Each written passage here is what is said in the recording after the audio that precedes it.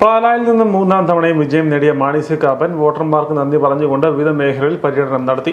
രാവിലെ ഭരണങ്ങാനത്ത് നിന്നുമാണ് പര്യടനം ആരംഭിച്ചത്. പ്ലാസ്നാൽ, കളത്തുക്കടവ്, മൂന്നലവ്, മേലുകാവ് മേഖലകളിലാണ് ബുധനാഴ്ച പര്യടനം നടന്നത്. തന്നെ പാലായുടെ ജനപ്രതിനിധിയായി തെരഞ്ഞെടുത്ത ജനാധിപത്യ വിശ്വാസികൾക്ക് നന്ദി അർപ്പിച്ചുകൊണ്ട് ഐക്യ ജനാധിപത്യ മുന്നണിയുടെ പ്രിയങ്കരനായ നേതാവ് ശ്രീ മാണി സി കാപ്പൻ ഈ വാഹനത്തിൽ തൊട്ട് പിന്നാലെ കടന്നു വരികയാണ്. നമ്മുടെ പ്രിയങ്കരനായ MLA പാലായുടെ നായകൻ ഐക്യ ജനാധിപത്യ മുന്നണിയുടെ നേതാവ് ശ്രീ മാണി സി കാപ്പൻ ഈ വാഹനത്തിന് പിന്നാലെ കടന്നു വരികയാണ്.